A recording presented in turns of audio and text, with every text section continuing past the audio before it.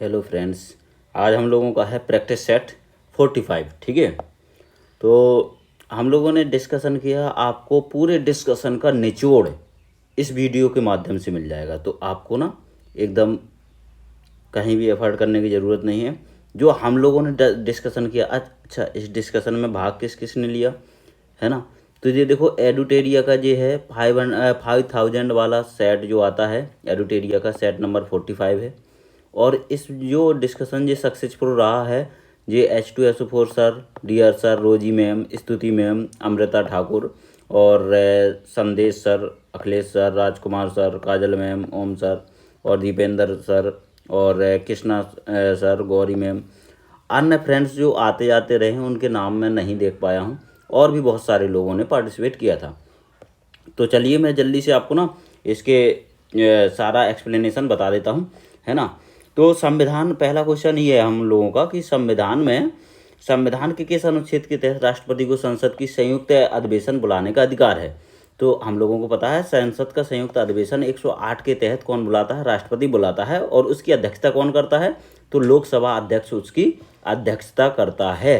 लोकसभा अध्यक्ष उसकी अध्यक्षता करता है। कौन से आर्टिकल के तहत, तो 118 के 4 के तहत आपका उसकी अध्यक्षता करता है। अभी तक कितने बार अधिवेशन, संयुक्त अधिवेशन बुलाए जा चुके हैं, 1960, 78 और 2002 में बुलाए जा चुके हैं। ठीक है। फिर बोला जाए कि ये हम लोगों ने संयुक्त अधिवेशन की जो ना परंपरा ये कहाँ से ली थी, है ना। तो ये हम लोगों ने ऑस्ट्रेलिया से ली थी। आर्टिकल 107 में क्या है, विधेयक को पारित और विघटन करने का जो प्रोसेस है जी 107 में है।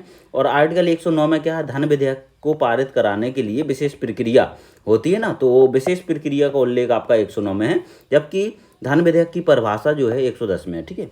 नेक्स्ट क्वेश्चन हम लोगों का है, अच्छा 105 में क्या है, तो 105 में है आपका संसद का विशेषाधिकार। ठीक है। फिर आपका नेक्स्ट क्वेश्चन है, निम्नलिखित में से कौन सा भारत के राष्ट्रपति के चुनाव में निर्वाचक मंडल के सदस्य नहीं होते हैं।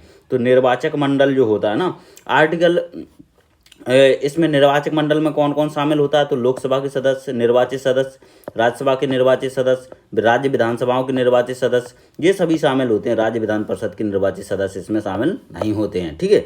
तो हमारा राइट आंसर क्या हो जाएगा, डी, है ना। तो इसमें देखो आर्टिकल जो 54 है, राष्ट्रपति का जो निर्वाचन मंडल होगा उसके बारे में बताता है। आर्टिकल 55 है जो निर्वाचक मंडल की प्रक्रिया क्या होगी, रीति क्या होगी, है ना, ये बताता है कि एकल मत संक्रमणी पद्धति द्वारा होगा कि किस तरह से होगा। और आर्टिकल 57 को भी याद रखना, पुनर्निर्वाचन से संबंधित है। और जो आर्टिकल 55 है निर्वाचन की प्रक्रिया, ये कहाँ से ली गई है, आयरलैंड से ली गई है। ठीक है।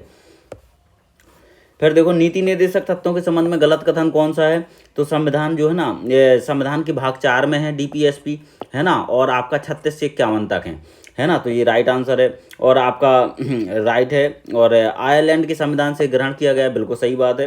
डॉक्टर अम्बेडकर साहब ने इसे कहा संविधान की अनोखी विशेषता कहा है, बिल्कुल सही बात है। इन्हें लागू करने के लिए न्यायालय में नहीं जाया जा सकता, इसमें लिखा हुआ जाया जा सकता है, तो ये आपका गलत हो जाएगा। ठीक है।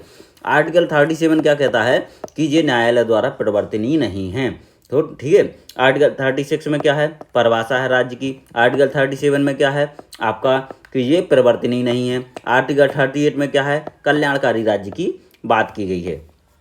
अब देखो नेक्स्ट क्वेश्चन है हम लोगों का, किस समिति ने पंचायतों को आर्थिक रूप से आत्मनिर्भर बनाने की सिफारिश की है ना। तो आपका आत्मनिर्भर बनाने के लिए मतलब जो पंचायतें हैं आत्मनिर्भर हों, उनका खुद का क्या हो, मतलब कि कर कलेक्ट करने का अधिकार हो, उनके पास ऐसे संसाधन हो। तो आत्मनिर्भर बनने के लिए किसने कहा था, एल.एम. सिंघवी ने कहा था। 1986 में इस समिति का गठन किया गया था और 1988 में आपका पी के थुंगन समिति का गठन किया गया था, है ना। और अशोक मेहता समिति 1977 में और बलवंत राय मेहता समिति 1957 में। ठीक है। अब इससे संबंधित जो देखो आपका पंचायतें कहाँ से कहाँ तक देखने को मिलती हैं, तो भाग 9 में पंचायतों का उल्लेख, भाग 9 में आपका 243 से 243 ओ यहाँ पर 243 अणा तक देखने को मिलता है। अब आपका देखते हैं कि आपका 243 के जी में क्या है, तो गर्ल्स पावर होती है ना, तो जी में है आपका पावर, जो पंचायतों की शक्ति है जी आपका जी में है। और आपका 243 डी में क्या है, तो आरक्षण है। और 243 के में क्या है, इसका निर्वाचन है। निर्वाचन कौन करवाता है, राज्य चुनाव आयोग करवाता है। अब देखो किस संविधान संशोधन के द्वारा मौलिक कर्तव्यों को संविधान में जोड़ा गया था, तो जोड़ा गया था मौलिक कर्तव्यों को 42वें संविधान संशोधन के द्वारा। और कौन सी समिति की सिफारिश के द्वारा, तो आपका याद रखना है कि ये आपका स्वर्ण सिंह समिति की सिफारिश पर जोड़ा गया था। ठीक है, तो आपका मौलिक कर्तव्यों के बारे में देखो 51 के का में देखने को मिल जाएगा। इसके लिए जो भाग है, भाग 4 का है, और ये रूस के संविधान से लिया गया है। 42वें संविधान संशोधन 1976 के द्वारा इसको मतलब कि जोड़ा गया है। और हमारे जो 42वें संविधान संशोधन 1976 के द्वारा 10 मूल कर्तव्यों को जोड़ा गया था। स्वर्ण सिंह समिति की सिफारिश थी। स्वर्ण सिंह समिति का गठन 1976 में किया गया था। इन्होंने जो है ना 8 जो आपका फंडामेंटल ड्यूटी है, इसके बारे में इन्होंने कहा था कि भैया 8 जो है ना मौलिक कर्तव्य दिए थे, लेकिन उनमें से जो है ना 3 सरकार ने रिजेक्ट कर दिए थे। जैसे आपका कर अदायगी, इन्होंने बताया था कि कर अदायगी भी आपका मौलिक कर्तव्य होना चाहिए, है ना, और सजा का प्रावधान भी होना चाहिए, है ना। तो ये सब चीज़ें उन्होंने बताई थी, तो ये नहीं मानी थी। ठीक है, और आपका यदि बात करें अपन कि जो 11वां मौलिक कर्तव्य है, ये आपका 86वें संविधान संशोधन द्वारा 2002 के द्वारा इसको जोड़ा गया था। शिक्षा से संबंधित है, 0 से, है ना।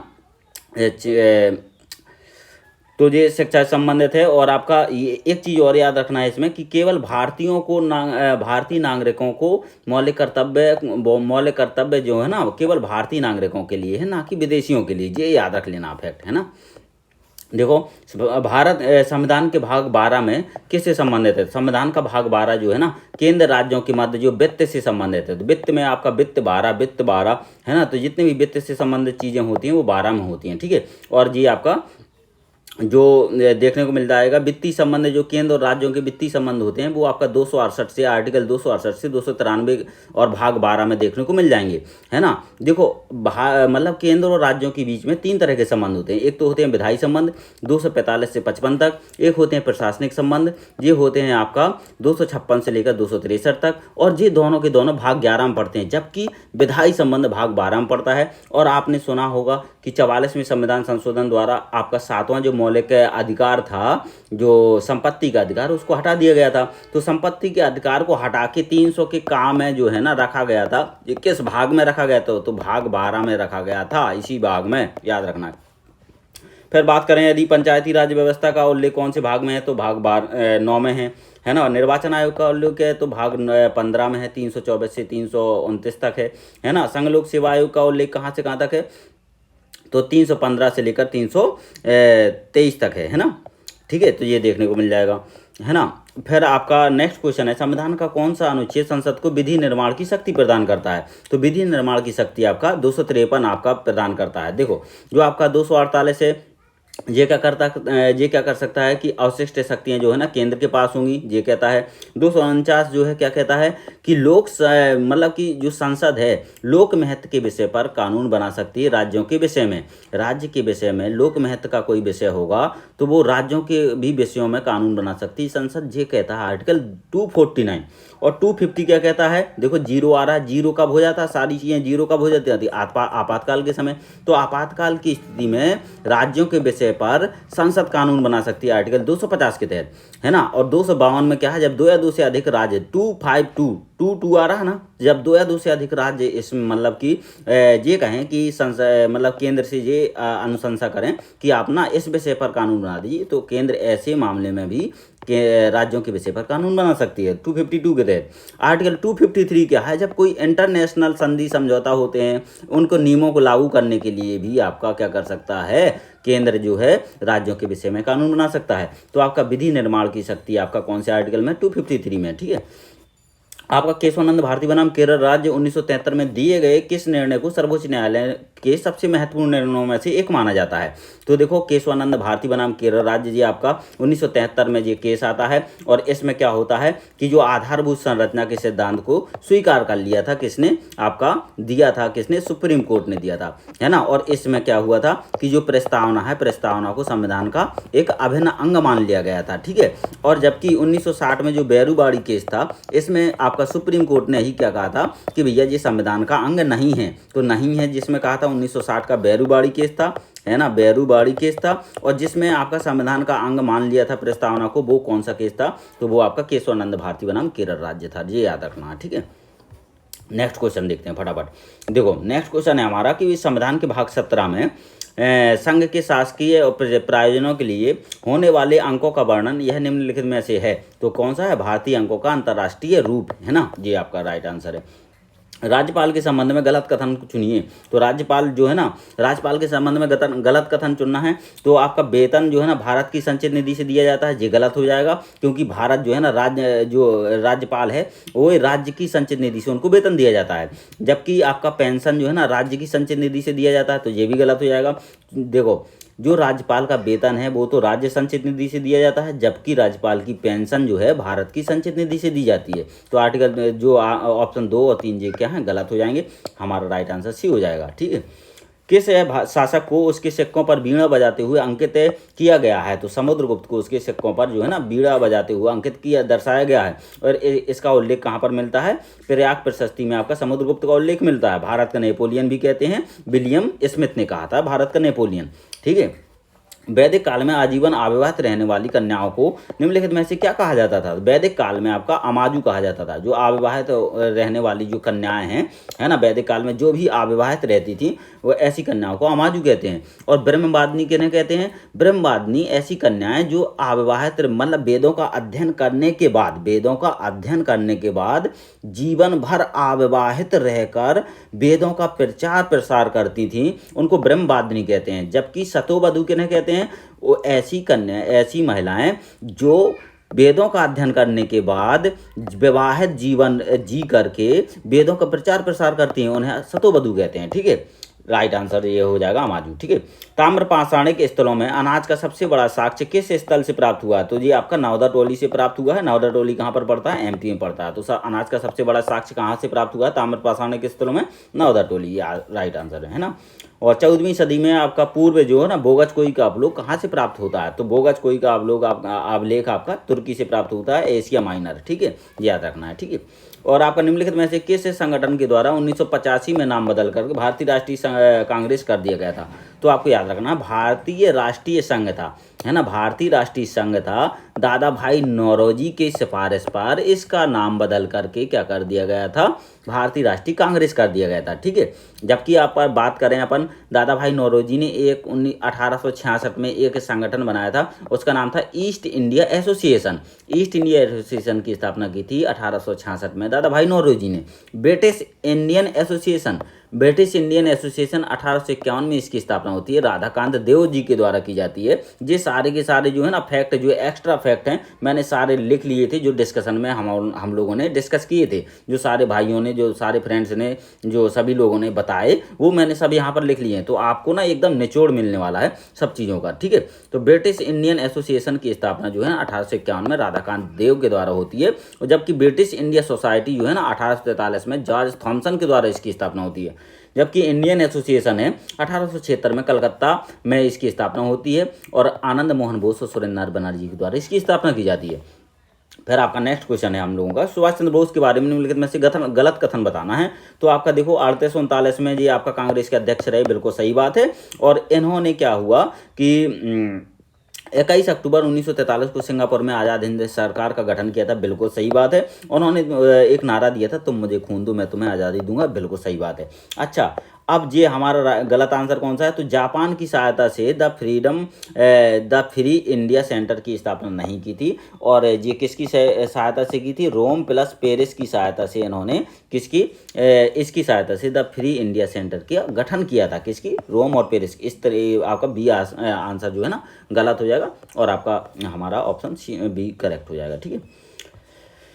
हाँ, तो देखो अब आपका मसस्त जागीर की शुरुआत किस मुगल शासक ने की थी? तो औरंगजेब ने की थी मसस्त जागीर की शुरुआत। फतवा आलमगीरी मुस्लिम कानूनों का एक संकलन है, ये किस शासक के शासनकाल में आपका लिखा गया था? तो औरंगजेब के शासनकाल में लिखा गया था।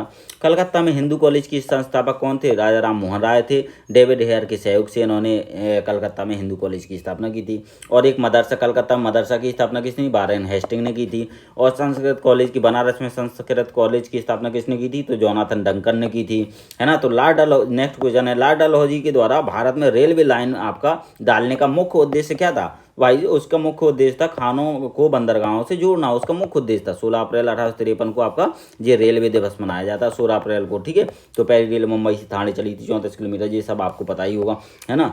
असहयोग आंदोलन के दौरान आपका विदेशी कपड़ों को जलाना एक निष्ठुर बर्बादी है, ये किसने कहा था? तो ये आपका क्वेश्चन कई बार आया हुआ है और रविन्द्रनाथ टैगोर ने इसको कहा था, ठीक है। तो एक मतलब कि जो असहयोग आंदोलन है उस दौरान जो है ना विदेशी, असहयोग आंदोलन कब हुआ था? 1920 में हुआ था, ठीक है। और फिर उसके बाद ये असहयोग आंदोलन किसके द्वारा चलाया गया था? महात्मा गांधी के द्वारा ये चलाया गया था। और इसमें ना असहयोग आंदोलन में जो है ना क्या बोलते हैं, खिलाफत आंदोलन के जो सहयोगी थे, है ना, वो भी आपका इसमें भाग लिया था। खिलाफत आंदोलन 1919 में चला था, है ना, सैयद बंधुओं के द्वारा, ठीक है। रविन्द्रनाथ टैगोर ने इसमें आपका कहा था कि जो भी कपड़े जलाए जा रहे हैं ये एक निष्ठुर बर्बादी है, ठीक है। तो ये याद रखना है। द्वितीय गोलमेज सम्मेलन कांग्रेस का प्रतिनिधित्व किसने किया था? तो महात्मा गांधी ने किया था। ऐसे व्यक्ति जो तीनों गोलमेज सम्मेलन में रहे वो बाबा साहब भीमराव अम्बेडकर और तेज बहादुर सप्रू, ठीक है। महात्मा गांधी के साथ साथ आपका ना सरोजनी नायडू हो गए, यानी विसेंट हो गए, ये सब भी गए थे, ठीक है। तो ये भी याद रखना है। निम्नलिखित में से आपका नेक्स्ट क्वेश्चन है हम लोगों का कि ये बताओ निम्नलिखित में से ब्रिटिश प्रधानमंत्रियों में किसने आपका भारत में क्रिप्स मिशन भेजा था? तो आपका विंस्टन चर्चिल, जो कि आपका इन्होंने आपका ब्रिटिश पीएम थे 1942 में, इन्होंने आपका क्रिप्स मिशन भेजा था। क्रिप्स मिशन में कौन कौन से थे? तो आपका स्टीफर्ड क्रिप्स, पैट्रिक लॉरेंस और AB अलेक्जेंडर थे, तीनों के तीनों व्यक्ति थे। इसका अध्यक्ष कौन था क्रिप्स मिशन का? तो क्रिप्स मिशन का अध्यक्ष था आपका स्टीफर्ड क्रिप्स। तो आपका रैमजे मैकडोनाल्ड कब थे? तो 1932 से में आपका रैमजे मैकडोनाल्ड थे, जब आपका कम्युनल अवार्ड आया था, सांप्रदायिक पंचायत की घोषणा की थी, तो रैमजे मैकडोनाल्ड ने की थी 1932 में। और आपका 1946 में कौन प्रधानमंत्री था ब्रिटेन का? तो क्लाइमेट एटली थी। और 1857 में कौन था? तो पाल्मेस्टन था। और फिर आपका स्टैनली वाल्डीन कब था? तो 1923 से लेकर 24 तक आपका स्टैनली वाल्डीन थे प्रधानमंत्री ब्रिटिश के, है ना। नेवल चैम्बरलेन ये कब से कब तक थे? तो 1937 से 40 तक नेवल चैम्बरलेन इसके मतलब प्रधानमंत्री थे, ब्रिटिश प्रधानमंत्री, ठीक है। और 1885 में कौन थे? तो लॉर्ड सैलिसबरी। जब आपका वो भारतीय राष्ट्रीय कांग्रेस का गठन हुआ था तो उस समय आपका प्रधानमंत्री कौन थे ब्रिटिश पीएम? तो 1885 में थे लॉर्ड सैलिसबरी, ठीक है। सैलिसबरी को याद रखना है, ठीक है। निम्नलिखित में से नेक्स्ट क्वेश्चन है, सही मिलान चुनिए भैया। तो केसर की खेती कहाँ पर होती है? जम्मू कश्मीर में होती है। काली मिर्च कहाँ होती है? केरला में। हल्दी कहाँ पर होती है? आंध्र प्रदेश में। जीरा कहाँ होता है? तो आपका राजस्थान में होता है। तो इस तरह राइट आंसर भी हो जाएगा, है ना। फिर देखो आपका किस कीमत को आपका किसानों के लिए बीमा कीमत की संज्ञा दी गई थी? तो किस कीमत को बीमा कीमत की संज्ञा दी गई थी? वो है न्यूनतम समर्थन मूल्य को। न्यूनतम समर्थन मूल्य पहली बार कब जारी किया गया था? 1965 में जारी किया गया था। ये किसके द्वारा जारी की जाते हैं? तो आपका एक आयोग बना था 1965 में, क्या था उसका नाम? तो कृषि मूल्य आयोग था, उसका नाम था कृषि मूल्य आयोग, जिसकी स्थापना 1965 में होती है। लेकिन इसका 1985 में नया नाम क्या हो गया था? नाम बदल के कृषि लागत और मूल्य आयोग कर दिया गया था 1 जनवरी 1985 को, ठीक है। लेकिन याद रखना है आपका जो न्यूनतम समर्थन मूल्य MSP है, जो कितनी फसलों पर जारी किया जाता है? तो 23 फसलों पर दिया जाता है। और यदि बात करें अपन गन्ने को, तो गन्ने के लिए आपका क्या होता है? FRP उचित और लाभकारी मूल्य दिया जाता है। 23-24 के लिए इसका है कितना? 315 रुपये प्रति क्विंटल, 10 रुपये बढ़ाया गया है 2022-23 के हिसाब से, ठीक है। तो आर्थिक मामलों की मंत्रिमंडलीय समिति है जी आपका निर्धारण करती है आपका FRP का गठन, मतलब कि निर्धारण करती है, ठीक है। फिर नेक्स्ट क्वेश्चन है कि आपका राष्ट्रीय कृषि और ग्रामीण विकास बैंक नाबार्ड की स्थापना किस समिति की अनुशंसा पर की गई थी? तो शिवरमन समिति की अनुशंसा पर की गई थी। 12 जुलाई 1986 को इसकी गठन होता है। किसका? नाबार्ड का गठन होता है। नाबार्ड का फुल फॉर्म क्या होता है? तो national bank for agriculture and rural development इसका फुल फॉर्म होता है। वर्तमान में इसके अध्यक्ष कौन है? साजी केवी हैं, ठीक है, याद रखना है ये, है ना। फिर नेक्स्ट क्वेश्चन हम लोगों का है भाई, देखो भिलाई इस्पात संयंत्र किस देश की सहायता से स्थापित किए गए थे? तो देखो, तो आपका सोवियत संघ की सहायता से स्थापित किए गए थे। अब 3 जो है ना द्वितीय पंचवर्षीय योजना में 3 आपका इस्पात संयंत्र लगाए गए थे। वो कहाँ कहाँ? दुर्गापुर पश्चिम बंगाल में पड़ता है, भिलाई आपका कहाँ पर पड़ता है? छत्तीसगढ़ में, और राउरकेला कहाँ पर पड़ता है? उड़ीसा में। तो देखो जो आपका दुर्गापुर है ये संयंत्र ब्रिटेन के सहयोग से लगाया गया था 1959 में। भिलाई आपका छत्तीसगढ़ में रूस के सहयोग से लगाया गया था 1955 में। और राउरकेला जो है ना ये भी आपका 1959 में लगाया गया था जर्मनी के सहयोग से। तो ऐसे याद रख लो, दुर्गा जी को हम लोग मलाई चढ़ाते हैं ना, दूध की मलाई चढ़ाते हैं और केला चढ़ाते हैं। तो है ना, दुर्गा जी को केला ज़्यादा, मतलब हम लोग केला तो चढ़ाते हैं, जो किसी को मलाई नहीं होती। तो ये दोनों दुर्गा आपका 1959 में हो जाएगा और राउरकेला भी आपका 1959 में हो जाएगा, ठीक है। तो ये दोनों याद रखना है, ठीक है। फिर आपका आ जाता है निम्नलिखित कथनों पर विचार कीजिए। गर्म और शुष्क जलवायु, हल्की और गीली सर्दी और सदाबहार ओक के पेड़ ये कहाँ पर पाए जाते हैं? तो ये भूमध्य सागरीय जलवायु में ये पाए जाते हैं, ठीक है।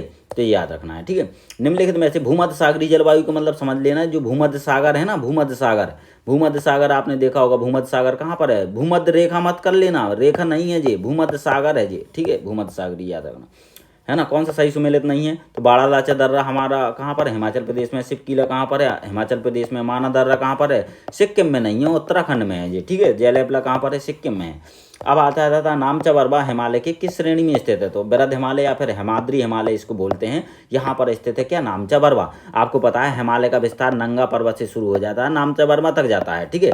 तो नंगा पर्वत आपका ये जम्मू कश्मीर पाकिस्तान वगैरह मतलब उपयोगी में पड़ जाएगा, और नामचा बरवा आपका अरुणाचल प्रदेश में पड़ जाएगा, ठीक है। नेक्स्ट क्वेश्चन हम लोगों का है, नदियों की विसर्प वाहिका जो गोखुर झील के रूप में पाई जाती है क्या कहलाती है? तो ये मन कहलाती है। क्या कहलाती है? मन कहलाती है। मरुद्यान किसे कहते हैं? तो रेगिस्तान में जो हरियाली व जल का क्षेत्र होता है उसे मरुद्यान कहते हैं, ठीक है। निम्नलिखित में से घास के मैदानों का सही सुमेलित बताइए। तो देखो कंपोज जो है ना उत्तरी ब्राजील में नहीं, देखो कंपोज जो है ये ब्राजील हो गया, क्या है? ये ब्राजील है, ठीक है। ये ब्राजील मैंने बना दिया, ये आपका ब्राजील बना दिया। ब्राजील को दो भागों में बांट दिया, उत्तरी ब्राजील और आपका दक्षिणी ब्राजील। तो उत्तरी ब्राजील में जो पाए जाते हैं वो आपका पाए जाते हैं शैलवास। क्या पाए जाते हैं? शैलवास वन पाए जाते हैं उत्तरी ब्राजील में, जबकि दक्षिणी ब्राजील में कंपोज पाए जाते हैं। तो ये याद रखना। तो ये गलत हो जाएगा, ये चूंकि उत्तरी ब्राजील रखा हुआ है, दक्षिणी ब्राजील होना चाहिए, है ना। शैलवास देखो दक्षिण ब्राजील रखा है, यहाँ पर उत्तरी ब्राजील होना चाहिए। पंपास जो होते हैं वो चिली में नहीं अर्जेंटीना में पाए जाते हैं बेटा, है ना। लानोज जो है ना घास के मैदान वेनेजुएला में पाए जाते हैं। अब आपका हंगरी में पुस्ताज पाए जाते हैं। देखो उत्तरी अमेरिका में पाए जाने वाले पेरीज, दक्षिणी अमेरिका में पाए जाने वाले पंपास, और यूरोप में पाए जाने वाले स्टेपीज, है ना। और आपका दक्षिण अफ्रीका मतलब अफ्रीका में पाए जाने वाले डाउन्स मैदान कहते हैं, और आपका जो बेल्ट कहते हैं दक्षिण अफ्रीका में पाए जाने वाले बेल्ट, और जबकि ऑस्ट्रेलिया में पाए जाने वाले मैदानों को हम लोग घास के मैदान होते हैं उनको डाउन्स कहते हैं, ठीक है। ये याद रखना है। आयतन की दृष्टि से साफ पानी वाली सबसे बड़ी झील कौन सी है? बैकाल झील है, ये याद रख लेना। बैकाल झील कौन सी है? सबसे ज़्यादा साफ पानी में पाए जाने वाली सबसे बड़ी झील है बैकाल झील, है ना। तो बैकाल झील ये इस तरह से है, ठीक है। ये याद रखना है, ठीक है। नेक्स्ट क्वेश्चन हम लोग देखते हैं। और अच्छा बात करें यदि टंगानका झील, तो टंगानका झील के बारे में बहुत इंपॉर्टेंट है। टंगानका झील जो है ना 4 देशों में फैली हुई है ना। तो आपसे पूछा जाए निम्नलिखित में से टंगानका झील कौन कौन से देशों के मध्य सीमा बनाती है? तो आप कहते हैं ना बुरुंडी, तंजानिया और जाम्बिया। बुरुंडी, तंजानिया, जाम्बिया और डेमोक्रेटिक रिपब्लिक ऑफ कांगो, 4 देशों के बीच सीमा बनाती है आपका टंगानका झील। असल झील कहाँ पर है? तो असल झील है जिबूती में। बैकाल झील कहाँ पर है? रूस में। सुपीरियर झील कहाँ पर है? विश्व की सबसे बड़ी आपका मीठे पानी की झील है आपका सुपीरियर झील, है ना। गहराई की बात करें अपन, आयतन की बात करें तो आपका ये मिल जाएगा आपका रूस में बैकाल झील है सबसे बड़ी झील, ठीक है। मीठे पानी की, शुद्ध पानी की, ठीक है। हाँ, और विश्व की सबसे गहरी झील भी आपका बैकाल झील है, पूर्वी रूस में है। और पश्चिमी रूस में जो 2 झीलें आ जाती हैं, पश्चिमी रूस में 2 झीलें आ जाती हैं, ओनेगा और लड़ोगा, ठीक है। लड़ेगा नहीं कोई, ठीक है। टॉरस जल डमरू किन 2 द्वीपों के मध्य है? तो आपको याद रखना है ऑस्ट्रेलिया और पापुआ न्यू गिनी के मध्य है आपका टॉरस जल डमरू, ठीक है। ऑस्ट्रेलिया और आपका आप देखो यहाँ पर दिखाई दे रहा होगा आपको, क्या दिखाई दे रहा होगा? ये आपका पापुआ न्यू गिनी है, क्या है जी? पापुआ न्यू गिनी है। और ये आपका ऑस्ट्रेलिया है। तो ऑस्ट्रेलिया और पापुआ न्यू गिनी के मध्य में ये जो मतलब कि जल डमरू दिखाई दे रही है, जो कि आपका किसको? अराफुरा सागर और आपका ये पापुआ न्यू गिनी की खाड़ी को जोड़ती है। अराफुरा सागर ये है, अराफुरा सागर और ये है पापुआ की खाड़ी, इसको दोनों को जोड़ती है कौन सी? टॉरस जल संधि, ठीक है। कौन सी जल संधि? टॉरस जल संधि, ठीक है। कौन सी जल संधि? तो आपका ये जल जोड़ती है टॉरस जल संधि। तो ये याद रखना भैया, है ना। तो टॉरस जल संधि कहाँ पर है? ये आपको ना याद रहेगा, आप तो रहेगा याद मेरे हिसाब से, है ना। तो ठीक है, नेक्स्ट क्वेश्चन है आपका कि ये बताइए भैया फाइबर ऑप्टिकल किस सिद्धांत पर काम करता है? तो ऑप्टिकल जो फाइबर होती है ये आपका पूर्ण आंतरिक परावर्तन के सिद्धांत पर आधारित है, ठीक है। फिर नेक्स्ट क्वेश्चन हम लोगों का मिल जाता है भैया देखने को, क्या कि मेढक के संबंध में कौन सा कथन असत्य है? तो देखो त्वचा से सांस लेता है मेढक और शीत रक्त प्राणी है, बिल्कुल सही बात है। कायांतरिक आंत में आपका बड़ी हो जाती है, कायांतरण में आंत बड़ी हो जाती है, कायांतरण में उसकी आंत बड़ी नहीं होती है, ये याद रखना है, ठीक है। और ये उभयचर वर्ग के अंतर्गत आता है, बिल्कुल सही बात है। तो आपका गलत आंसर क्या हो जाता है कि आपका ये सी आपका गलत हो जाएगा, है ना। कार्बन क्रेडिट का मान कितना होता है? एक कार्बन क्रेडिट मतलब 1000 किलोग्राम CO2 यदि आपका किसी का मतलब कि 1000 किलोग्राम जो CO2 होता है, इसको अपन ने ऑक्सीजन में कन्वर्ट कर दिया, इसको मतलब पेड़ पौधों ने ग्रहण कर लिया, तो हम कह देंगे कि एक कार्बन क्रेडिट उस देश को मिलेगा। कार्बन क्रेडिट की अवधारणा कहाँ से ली गई थी? तो अभी 2023 का ही क्वेश्चन है, PCS में पूछा गया, UPPCS में। कब कार्बन क्रेडिट की अवधारणा क्योटो प्रोटोकॉल 1997 से ली गई है, ठीक है। और इसको अप्लाई कब किया गया था? 2005 में किया गया था, ठीक है, ये याद रखना। मानव शरीर में ऑक्सीजन की मात्रा कितने प्रतिशत होती है? तो 65% होती है ना। निम्नलिखित में से कौन सा सही सुमेलित नहीं है? तो मैग्नीशियम आतिशबाजी में काम आता है, मैग्नीज जो है ना फर्टिलाइजर में काम आता है, टंगस्टन इलेक्ट्रिक बल्ब में काम आता है, तांबा जो है ना गैल्वेनीकरण में यूज नहीं होता है, जिंक का यूज करते हैं वहाँ पर भैया, है ना। निम्नलिखित में से किसका जो मात्रा जो है अम्ल वर्षा में सबसे अधिक होती है? तो अम्ल वर्षा में सबसे अधिक मात्रा होती है वो H2SO4 की। हम लोग कहते हैं ना कि यार वर्षा हो रही है, जल्दी से बर्तन रख दो कोई, जैसे कि साफ बर्तन में एकदम वर्षा का पानी इकट्ठा करके बैटरी में डाल देंगे, और बैटरी में क्या होता है? H2SO4 होता है। तो समझ गए कि नहीं? ऐसे याद रखना है, ठीक है।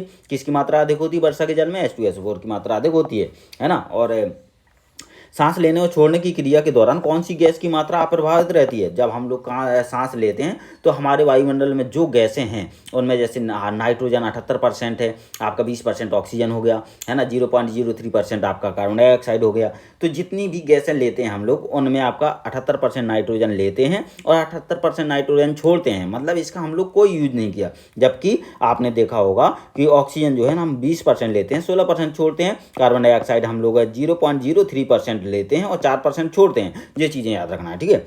अब आपको नेक्स्ट क्वेश्चन है कि दूध की आपका आपेक्षिक घनत्व किससे नापा जाता है? तो दूध का आपेक्षिक घनत्व जो है ना लैक्टोमीटर से नापा जाता है भैया। और देखो हाइड्रोमीटर से क्या होता है? द्रव का घनत्व नापा जाता है। और आपका जो है ना हाइग्रोमीटर से क्या नापा जाता है? तो आर्द्रता नापी जाती है। और आपका देखो गैल्वेनोमीटर से क्या नापा जाता है? विद्युत धारा नापी जाती है।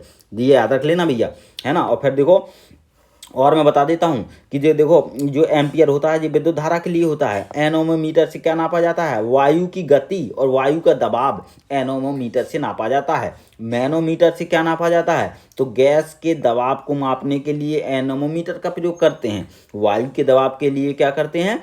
एनोमोमीटर का, जबकि गैस के दबाव के लिए मैनोमीटर का। और जबकि कैलोरीमीटर एक उपकरण है जो रासायनिक प्रक्रियाओं की ऊष्मा को मापता है ना, ये कैलोरीमीटर हो गया। अल्टीमीटर क्या होता है? ऊंचाई को मापने के लिए। बैरोमीटर वायुमंडलीय दाब को। हाइड्रोमीटर तरल पदार्थ के घनत्व को मापने के लिए। और हाइग्रोमीटर होता है आर्द्रता मापने के लिए। लैक्टोमीटर दूध की शुद्धता नापने के लिए। स्पेक्ट्रोमीटर आपका रक्तचाप मापने के लिए। थर्मामीटर तापमान नापने के लिए। ये सब होता है, ठीक है, ये याद रखना। निम्नलिखित में से तत्वों में से पृथ्वी पर सबसे भारी प्राकृतिक तत्व कौन सा होता है? तो आपका पृथ्वी पर सबसे भारी प्राकृतिक तत्व होता है यूरेनियम। यदि मैं आपसे पूछूं कि कौन सी नोबेल गैस सबसे भारी होती है, तो कौन सी नोबेल गैस सबसे भारी होती है? तो रेडॉन। रेडॉन जो कि रेडियो एक्टिव गैस भी है, सबसे भारी गैस भी है। और क्वेश्चन पूछा जाता है कि कौन सी आखिरी गैस जो है ना कौन सी नोबेल गैस या आखिरी गैस जो है ना वायुमंडल में नहीं पाई जाती है? तो आपका रेडॉन गैस इतनी भारी होती है कि ये वायुमंडल में जा ही नहीं पाती है, ऊपर ही नहीं उठ पाती है। तो रेडॉन को याद रखना वहाँ पर, ठीक है। निम्नलिखित में से कौन सा आपका तना जो है ना तना का उदाहरण नहीं है? तो भैया शकरकंद ये है, तना का उदाहरण नहीं है। आलू हो गया, गन्ना हो गया, अदरक हो गया। हद कर दिया आपने यार, है ना, तो हद कर दिया आपने। ये गाना है, इसकी ट्रैक है जी तना की, ठीक है। तो हल्दी हो गया, हद से हल्दी, कर से कर अदरक हो गया। और आपका केसर भी होता है, ठीक है। और आलू हो गया, है ना। और पा से आपका प्याज हो गया। और ने से आपका गन्ना हो गया, ठीक है। तो हल्दी और केसर, अदरक, आलू, प्याज, गन्ना, ठीक है, ये सब आपका किसके उदाहरण है? तना के उदाहरण। शकरकंद नहीं है तना का उदाहरण। आमाशय तथा क्षुद्रांत द्वारा यकृत में पोषण युक्त जो है ना रक्त पहुंचती है। और उस वाहिका का क्या नाम है? तो यकृत प्रवेश द्वार सिरा कहते हैं उसको। जब आपका आमाशय और क्षुद्रांत के द्वारा यकृत में जो पोषण युक्त रक्त होता है ना, पोषण युक्त रक्त होता है, वो आपका प्रवेश यकृत प्रवेश द्वार सिरा के द्वारा पहुंचता है। मलेरिया से प्रभावित होने वाला अंग है आपका प्लीहा। और आपका निमोनिया से प्रभावित होता है आपका फेफड़े। निमोनिया से प्रभावित हो फेफड़े, ठीक है। ये चीज़ें याद रखना है भाई। फिर आपका ना नेक्स्ट क्वेश्चन है हम लोगों का कि वस्त्र निर्माण में प्रयोग में लाए जाने वाले ऐसे पदार्थ जिनका स्रोत पादप नहीं है उनको क्या कहते हैं? संश्लिष्ट तंतु कहते हैं उनको भैया। संश्लेषण के द्वारा कृत्रिम रूप से बनाने वाला, है ना, तो संश्लिष्ट तंतु कहते हैं। आनुवांशिक रोग नहीं है, कौन सा रोग आनुवांशिक नहीं है? तो डोमेंशिया रोग आनुवांशिक नहीं है। ये भाई साहब ये आपका मस्तिष्क से संबंधित रोग होता है। डेमेंशिया, ये हीमोफीलिया हो गया, वर्णांधता हो गया, टर्नर सिंड्रोम हो गया, ये सारे के सारे आनुवांशिक रोग हैं, ठीक है। और डेमेंशिया हो गया ना, तो आपकी याददाश्त क्षमता कम हो जाएगी, धीरे धीरे आदमी जो आपका मस्तिष्क की सेल्स होती हैं वो डैमेज हो जाती हैं। हमारे शरीर को मुख्य रूप से ऊर्जा प्रदान करता है तो कौन करता है? कार्बोहाइड्रेट करता है। जल्दी से हम लोग स्मरणीय तथ्य देख लेते हैं, है ना। या फिर स्मरणीय तत्व को आप ना ये देखिए कि विश्व की पहली रेलगाड़ी कब चलाई गई थी? 1825 में चलाई गई थी। और भारत की पहली रेलगाड़ी कब चलाई गई थी? तो ये आपका 1853 में चलाई गई थी। और भारत की पहली विद्युत ट्रेन कब चलाई गई थी? 1925 में चलाई गई थी, है ना। और यदि बात करें अपन कि रेलवे संबंधित, तो रेलवे ने 0 कार्बन का लक्ष्य कब तक रखा है? 2030 तक रखा है। और रेलवे ने 100% विद्युतीकरण का लक्ष्य रखा है दिसंबर 2023 तक, है ना। फिर आपका आ जाता है भारत में पहली राजधानी एक्सप्रेस ट्रेन कब चलाई गई थी? 1969 में चलाई गई थी, जब इसरो की स्थापना होती है नेहरू जी के जन्मदिन के अवसर पर। अच्छा देखो, जो शताब्दी ट्रेन है इसको रिप्लेस कौन कर रही है? तो वंदे भारत कर रही है। जबकि आपका राजधानी ट्रेन है इसको रिप्लेस तेजस कर रही है, ठीक है। अब आपको याद रखना है, ठीक है। नेक्स्ट क्वेश्चन है आपका, भारतीय रेलवे बोर्ड की स्थापना 1905 में की गई थी। भारतीय रेलवे बोर्ड का राष्ट्रीयकरण 1950 में किया गया था। रेल बजट को आम बजट से अलग कर दिया गया था 1924-25 में। कौन सी समिति की सिफारिश पर? एकवर्थ कमेटी की सिफारिश पर। 2017 में इसको फिर से जोड़ दिया गया था विवेक राय कमेटी की सिफारिश पर। रेलवे बजट को पुनः आम बजट में शामिल किया गया था 2017 में। किसकी समिति की सिफारिश पर? विवेक देवराय समिति की सिफारिश पर। कलकत्ता मेट्रो रेल की शुरुआत कब की गई थी? तो आपका 1984 में कलकत्ता मेट्रो रेल की शुरुआत की गई थी। दुनिया में सबसे लंबा मेट्रो रूट किसका है? चाइना का है ना। और आपका यदि बात करें अपन सबसे ज़्यादा नेटवर्क किसका है? तो आपका यूएसए का है ना। यदि बात करें अपन कि कितने शहरों में, भारत के कितने शहरों में मेट्रो चलती है? 15 शहरों में चलती है और 10 राज्यों में चलती है, ठीक है। ये चीज़ें याद रख लेना। दिल्ली मतलब कि यूपी, दिल्ली, कर्नाटक, बिहार, मतलब बिहार के पटना में अभी चलने वाली है। गुजरात, कर्नाटक वगैरह ये सब चीज़ें याद रख लेना, ठीक है। कोलकाता वगैरह, है ना। तो देखो, स्वतंत्र भारत का पहला मोनो रेल कब चलाया गया था? दिल्ली मेट्रो रेल की शुरुआत 2002 में हुई थी। कलकत्ता मेट्रो रेल की शुरुआत 1984 में हुई थी। मेट्रो का दुनिया में सबसे लंबा रूट ये मैंने बता ही दिया। और आपका स्वतंत्र भारत का पहला मोनो रेल 2014 में आपका मुंबई में चलाया गया था। भारत का पहला रेलवे विश्वविद्यालय खोला गया था कब? 15 दिसंबर 2018 को खोला गया था बड़ोदरा, गुजरात में, ठीक है। अच्छा, भारत का सबसे बड़ा बंदरगाह जवाहरलाल नेहरू बंदरगाह मुंबई में है। और आपका भारत का सबसे गहरा बंदरगाह विशाखापट्टनम बंदरगाह है। भारत का कृत्रिम बंदरगाह चेन्नई। भारत का ज्वारी बंदरगाह कांडला। और कोचीन जो है ना आपका सबसे पुराना बंदरगाह है, ये आपका प्राकृतिक बंदरगाह है, ठीक है। कांडला बंदरगाह ऐसा बंदरगाह है जो मुक्त व्यापार के लिए जाना जाता है। पंडित दीनदयाल इसका नाम है। तूतीकोरन जो आपका बंदरगाह है ये कृत्रिम बंदरगाह है और ये तमिलनाडु में है, ठीक है। ये याद रख लेना भैया।